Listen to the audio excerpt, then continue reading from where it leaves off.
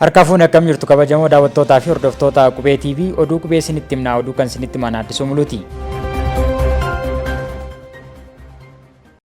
Walga'iin manneen maree lamaanii har'aa waaree boodanii gaggeeffama. Manni maree bakka bu'oota uummataa fi manni maree federeeshinii sirna baniinsa hojii kan bara hojii sadaffaa marsaa ja'affaa har'aa waaree boodanii gaggeessu. Pireezidaanti Saahilewarq Zawudee walga'ii manneen maree lamaanii irratti argamuun kallattiiwwan hojii mootummaa gurguddoo kan bara 2016 irratti haasawaanii taasisu jedhamee eegama. Walga'ii manneen maree lamaan har'a gaggeessan irratti ambaasaaddoroonni biyyoota garaagaraa, itti gaafatamtoonni dhaabbilee idil-addunyaa, abbootiin amantaa fi keessummoonni affeeraman ni argamu jedhame.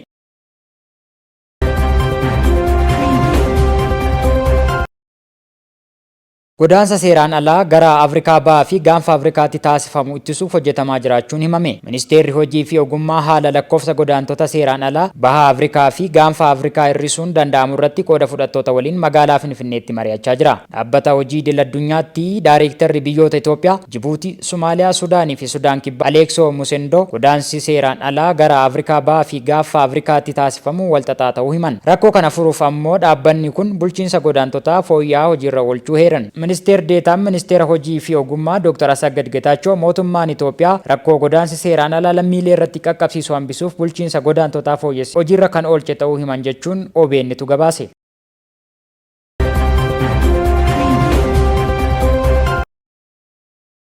Bu'aan qormaata kutaa 12ffaa kan bara 2015 guyyaa har'aa akka ifoomu ministeerri barnootaa beeksise. Ministeerichi bu'aa qormaata kutaa 12ffaa bara 2015 ilaalchisee guyyaa har'aa fulbaana 28 bara 2015 galma walga'ii ministeerichaa keessatti ibsa gaazexeessitootaaf ni kennaa jedhame. Qormaata kutaa 12ffaa bara 2015 dhuma ji'a adoolessaa bara 2015 marsaa lamatti kenname kana barattoonni 840 ol fudhachuun isaanii ni yaadatama. Daawwattoota keenyaa kan daawwataa jirtan oduu qubeetii amma immoo oduu keenya biyya alaatti argannetti ceena.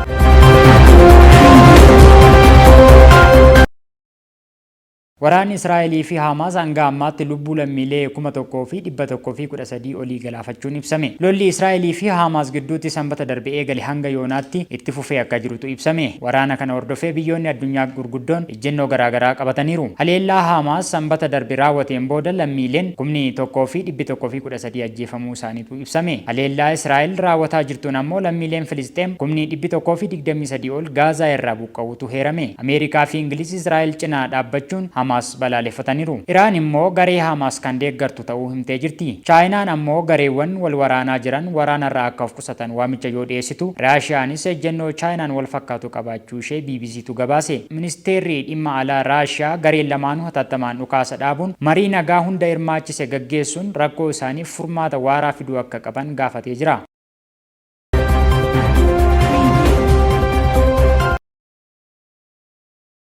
Balaa kirkira lafaa Afgaanistaanitti mudateen lakkoofsi namoota du'anii 2,400 ol ta'uun himame. Aangaa'onni Taalibaan biyyattii hoogganaa jiran akka himanitti balaa kirkira lafaa sanbata darbe Afgaanistaanitti mudateen hanga ammaatti lubbuun namoota 2,445 darbuu beeksisan. Balaa kanaan namoonni 10,000 kan miidhaman yoo ta'u, kutaalee biyyattii lamaan kan namoonni miiliyoona 2 ol keessa jiraatan gandoonni 12 guutummaatti akka barbadaantu himame. Lammiilee balaa kanaan lubbuu isaanii dhabanii fi balaa kanaan miidhaman baraaruuf hojiin ammallee itti fufee hojjetamaa akka jirutu ibsame. Akka qorannoon jiyooloojii biyya Ameerikaa jedhutti hammi kirkira lafaa biyyattii mudate reektaar iskeelii 6.2dha. Balaa kirkira lafaa bara 2022 keessa Afgaanistaan mudatee tureen biyyattiin lammiilee 10,000 ol dhabdee akka turte gabaasni Reuters kun yaadachiise. Daawwattoota keenyaa kan daawwataa turtan oduu qubeetii oduu sa'aatii kanaaf qabanne goolabnee jirra. Kan oduu isinitti himan Addisuu Muluutii qophiilee keenya afaan waliin yeroo gaarii qabaadhaa.